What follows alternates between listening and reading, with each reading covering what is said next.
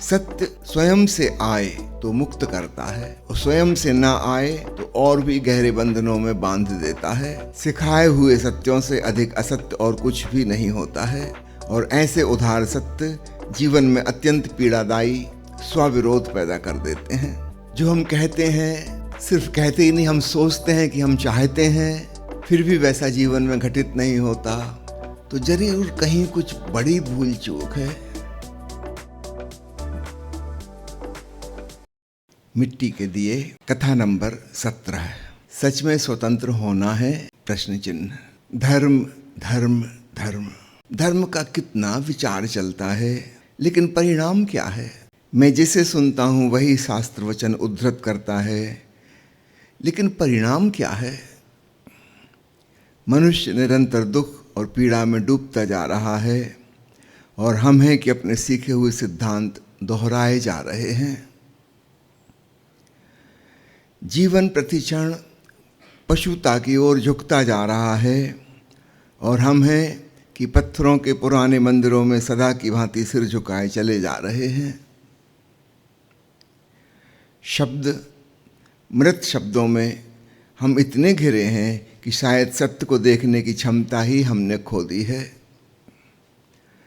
शास्त्रों से चित्त हमारा इतना आबद्ध है कि स्वयं अनुसंधान में जाने का सवाल ही नहीं उठता है और शायद इसलिए विचार और आचार के बीच अलंग खाई खुद गई है और शायद इसलिए जो हम कहते हैं कि हम चाहते हैं, ठीक उसके विपरीत ही हम जिए चले जाते हैं। और आश्चर्य तो यह है कि यह विरोधाभास हमें दिखाई भी नहीं पड़ता है। आंखें होते हुए भी क्या हम अंधे नहीं हो गए हैं? मैं इस जीवन स्थिति पर सोचता हूँ तो दिखाई पड़ता है कि जो स्वयं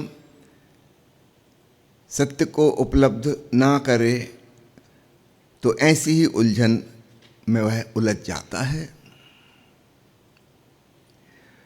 सत्य स्वयं से आए तो मुक्त करता है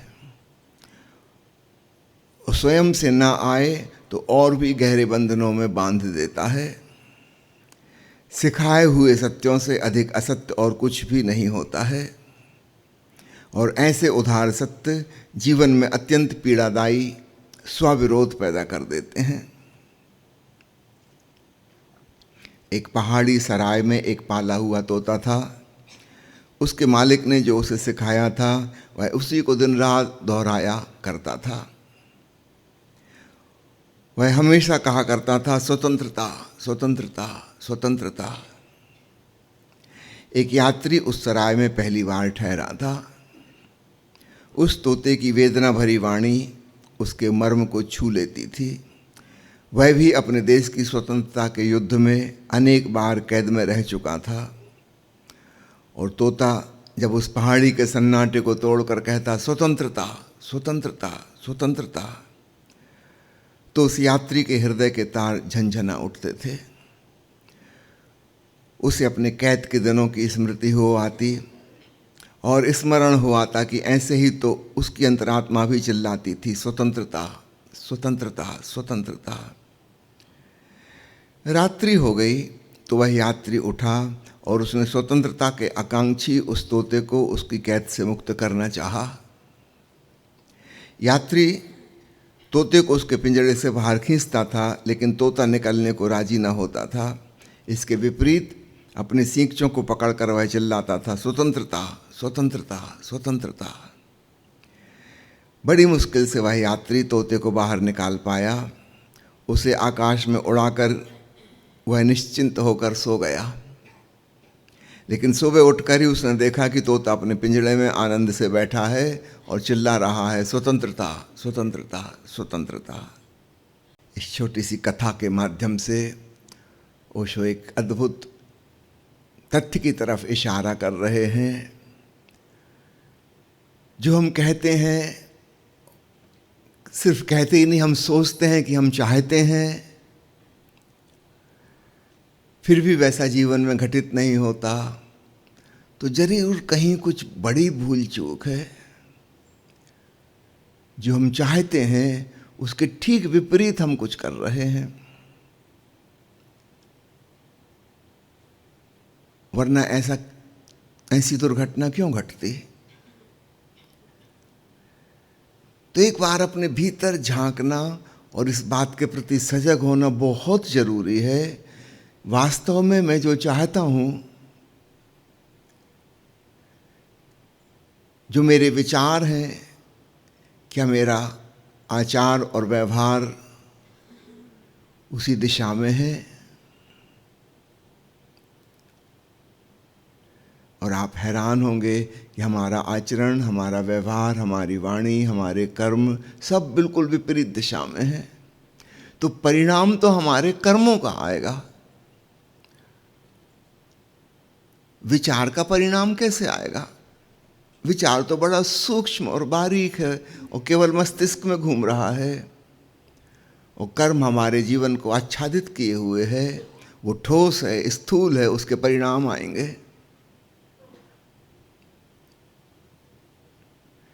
दुनिया में शायद ही कोई पति ऐसा हो जो ना चाहता हो कि वह अपनी पत्नी को प्रसन्न रखे।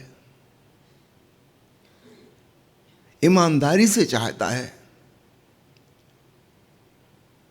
अगर आपके पास कोई थर्मामीटर हो नापने का कि सच बोल रहा है कि झूठ बोल रहा है, अगर हम कोई नाप जोख कर सकें वैज्ञानिक उपकरणों से और उससे पूछें कि अब बोलो, और जब वो कहेगा कि मैं अपनी पत्नी को खुश रखना चाहता हूँ, और मशीन बताएगी कि आदमी सत्य बोल रहा है, झूठ वह नहीं बोल रहा। लेकिन सारे कर्म ऐसे हैं, वचन ऐसे हैं कि पत्नी दुखी होती है। परिणाम आपके ख्यालों के नहीं आते, वो तो आपकी खोपड़ी में चल रहे हैं। ठीक यही स्थिति पत्नी की है।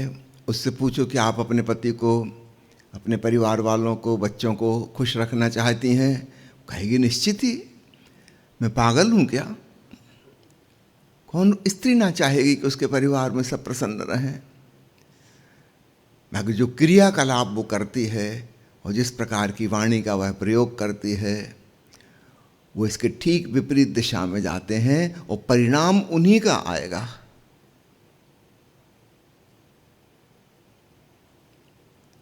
अब इस मुश्किल को समझना, भीतर भीतर मैं जानता हूं कि मैं तो बहुत अच्छा आदमी हूं, मैं तो बिल्कुल कल्याण करना चाहता हूं, सबका हितैषी हूं। ऐसा मेरे मन में मेरी अपनी इमेज जो बनी बहुत अच्छी है, मेरी भावनाएं बहुत अच्छी हैं, एकदम आदर्श। लेकिन बाहर के जगत में जो मैं कर रहा हूं, बोल रहा हूं, वो सब इसके ठीक विपरीत है। और इस विरोधाभास को हम नहीं देख पाते, और तो हम देखते हैं कि हमारे विचार कितने ही सुंदर हों, कितने ही अच्छे हों, जिंदगी में उनके कोई परिणाम नहीं आते। हम उस तोते की भांति ही हैं। हो सकता है उसको स्वतंत्रता शब्द का मीनिंग भी नहीं पता हो, मालिक ने सिखा दिया रिपीट करना सीख गया। जब वास्तव में स्वतंत्र होने का मौका मिलता है तो खुद ही उसके खिलाफ हो जाता है, फिर आके पिंजड़े में बैठ जाता है। तोता ऐसा करे तो समझ में आता है। उस बेचारे को तो स्वतंत्रता शब्द का मीनिंग भी नहीं पता। वो तो एक मैकेनिकल ढंग से, जैसे टेप रिकॉर्डर बोलता है, जो उसमें फीड कर दिया गया है वो बोलने लगता है, रिपीट करेगा। ग्रामोफोन का रिकॉर्ड चला दो, वो वही बोलेगा जो उसमें रिकॉर्डेड है। लेकिन ग्रामोफोन के रिकॉर्ड को इसके बारे में कुछ पता नहीं है, इसका कोई मीनिंग उसे नहीं मालूम। एक मशीन है। कुछ ऐसी दुर्घटना हमारे संग घटी है। मैं हैरान होता हूँ, कितने लोग आके कहते हैं कि हम आनंदित होना चाहते हैं, शांत रहना चाहते हैं, उनको ध्यान की बात बताते हैं, वो ध्यान करना भी शुरू करते हैं। और मुश्किल तब होती जिस दिन वास्तव में शांति की पहली पहली झलक मिलती है, तब वो घबराए हुए आते हैं कि ये क्या हो रहा है। और वो ऐसा वर्णन करते हैं शांति का जैसे कोई बीमारी, कोई आपदा आ पड़ी हो, कि भीतर एकदम सन्नाटा सा छा गया और खाली खाली लग रहा है। भाई आपके विचारों से तो आप भरे हुए थे, अशांत थे, अब थोड़ी देर के लिए विचार रुक गए तो खाली तो लगेगा ही लगेगा। अब इसको वो शांति शब्द नहीं कह रहे, इसको कह रहे हैं बिल्कुल रिक्त, एकदम खालीपन, अकेलापन। दूसरों से परेशान थे, अब दूसरे हट गए भीतर से तो आप अकेले तो बचोगे। इसको वो बीमारी की तरह पेश करेंगे, ऐसा लग रहा है कि मैं डिप्रेशन में जा रहा हूँ, दुनिया में मैं अकेला हूँ, कोई है ही नहीं मेरा। मरो, जाओ फिर जाओ दुनिया में।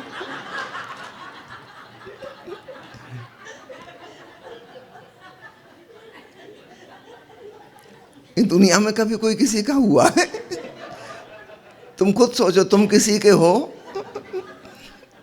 कोई तुम्हारा कैसे हो जाएगा? लेकिन उस भीड़ भड़क्का, खींचा तानी, अशांति, बेचैनी, आए दिन की क्रोध, कलह, कटाक्ष, व्यंग एक दूसरे पे, सारी अशांति में हम जीने के आदी हो गए हैं। और ध्यान करके कभी क्षणिक रूप से शांति की झलक भी मिल जाए तो हम घबरा जाते हैं।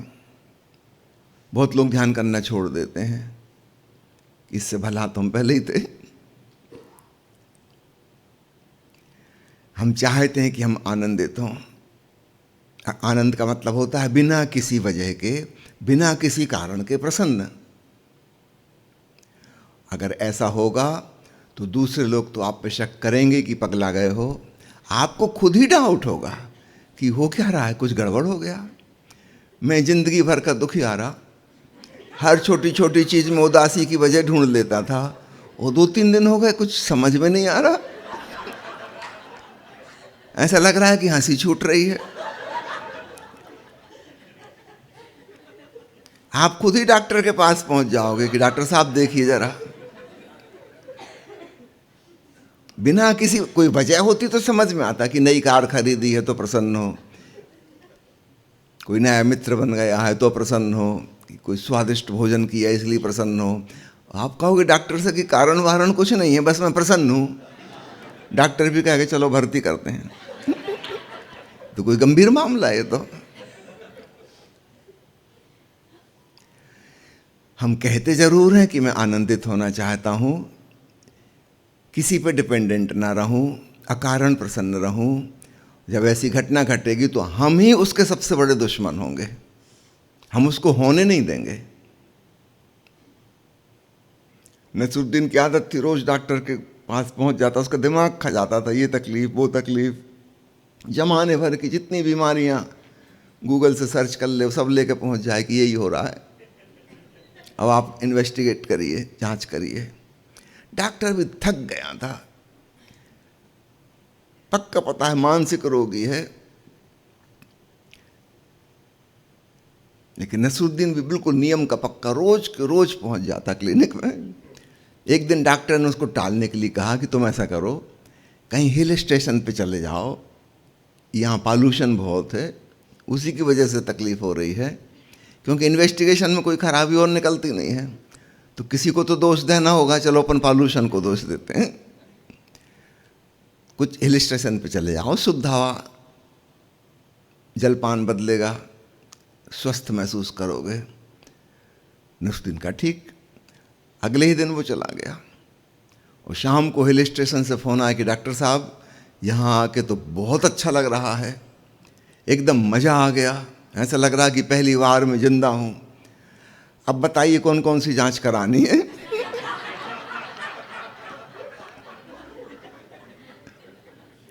भाई बीमारी हो तो जांच कराना, अब अच्छा लग रहा है इसमें कौन सा इन्वेस्टिगेशन होगा। नसरुद्दीन कहा कि यहाँ पे सब अस्पताल की सुविधा है, आप कहें तो MRI करवा लूँ, एक्सरे करवा लूँ, कोई ब्लड टेस्ट हो तो। अच्छी चीज को हम होने ना देंगे, खराब चीजों में हम बिल्कुल राजी हैं कि ठीक ऐसा तो होता ही है, यही है जिंदगी, थोड़े गम है बहुत सी खुशियाँ। कोई गा रहा था बहुत सी खुशियाँ, मगर गीतकार ऐसा नहीं लिखता। बहुत से गम है थोड़ी खुशियाँ, उल्टा ही रहता है। एक बार अपने भीतर खूब अच्छे से सचेत होकर देखें कि जो आप चाह रहे हैं, क्या आप उसी दिशा में कदम भी उठाते हैं। आप चाहते हैं कि प्रेम पूर्ण रहें, जरा ऑब्जर्व करिएगा आपके क्रियाकलाप प्रेम को नष्ट कर रहे हैं। एक आदमी चाहता है कि प्रेम पूर्ण हो और करता खूब क्रोध है।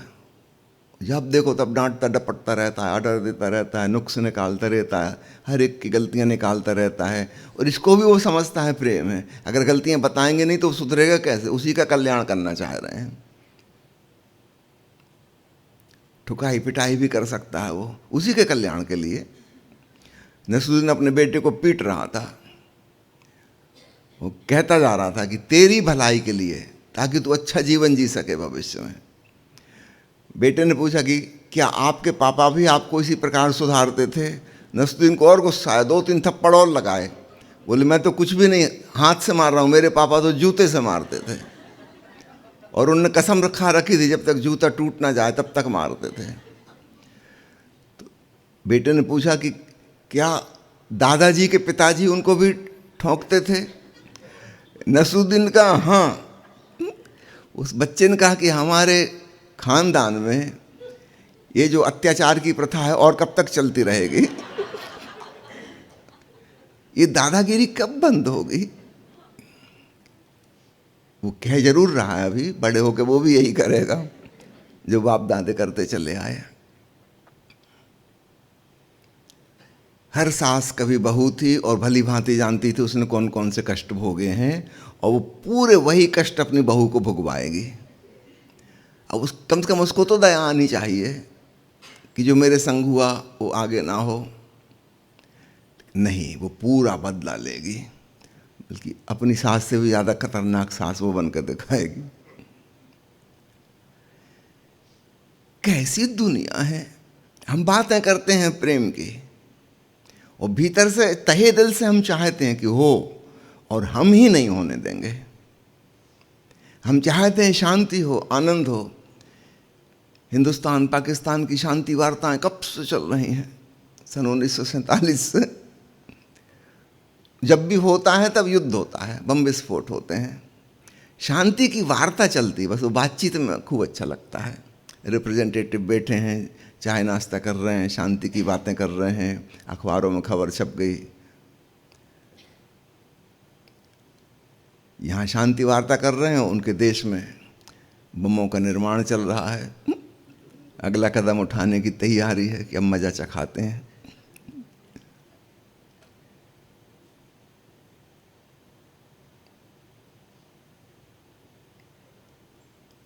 तो व्यक्तिगत जीवन में, चाहे समाज के तल पर, परिवार के तल पर, देश के तल पर, अंतर्राष्ट्रीय तल पर, हम सब जगह यही विरोधाभास देखते हैं।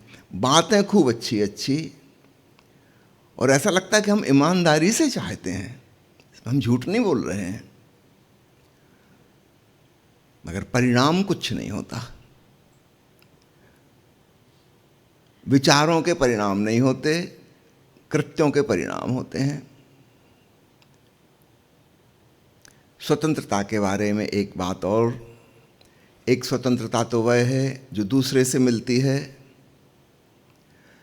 जब हम अध्यात्म में इस शब्द का इस्तेमाल करते हैं, यहाँ पर और गहरा अर्थ है। अहंकार से, मैं भाव से, कर्ता भाव से मुक्ति। यहाँ कोई दूसरा नहीं है। Freedom from the self. बाहर के जगत में फ्रीडम फ्रॉम द अदर थी।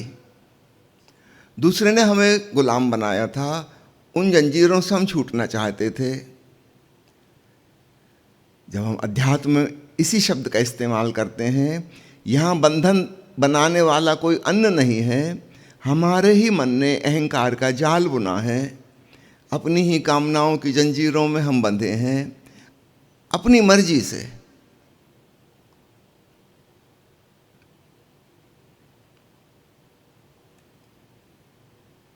इनसे छुटकारा पाना आंतरिक स्वतंत्रता है, मोक्ष है। मोक्ष का मतलब द अल्टीमेट फ्रीडम। तो खूब अच्छे से इस भेद को याद रखना। जगत में हमें बांधने वाला कोई बाहर का तत्व है, तो उससे छुटकारा, मुक्ति होगी। लेकिन अध्यात्म में बांधने वाला भी मैं ही हूं, बंधने वाला भी मैं ही हूं। एक गहरी समझ और जागरूकता घटित हो तो मुक्ति हो सकती है। अपने पागलपन पर हंसी आएगी हमको कि अरे ये भी खूब रही। इस मैं भाव से छूटने के दो उपाय, एक है साक्षी होना, यह ध्यान का योग का मार्ग है। अपने तन मन हृदय अर्थात कर्म विचार भाव इन सबसे परे दूर खिसकते जाओ, दूर से इनके जानने वाले बन जाओ, क्योंकि इन्हीं से मिलके अहंकार बना है। अहंकार का मतलब शरीर से संबंधित, मन से संबंधित, भावनाओं से संबंधित। जब मैं कहता हूँ मैं, तो मेरा मतलब क्या होता है? वो जो मेरे पासपोर्ट में आधार कार्ड में लिखा है, ये मेरा नाम, ये मेरा कुल, ये मेरी जाति, ये मेरा देश, ये मेरी पढ़ाई लिखाई, ये मेरी डिग्री, ये मेरा प्रोफेशन, बहुत सारी चीज़ें हैं। हम इस सब के साक्षी हो सकते हैं और तब हमें पता चलता है कि भीतर एक चैतन्य है। बस ये सब चीज़ें बाहर बाहर की हैं। पासपोर्ट में फ़ोटो चिपकी है, ठीक वो शक्ल सूरत है बाहर की। जब हम भीतर जाते हैं तो वो शक्ल सूरत हमें कहीं भी नहीं मिलती। वहाँ कोई जाति नहीं है, कोई राष्ट्रीयता नहीं है, कोई भाषा नहीं है। हम विचारों के पार चले गए, निर्विचार में अब कौन सी भाषा रही? तो अहंकार से मुक्त होने का एक उपाय है साक्षित्व की साधना।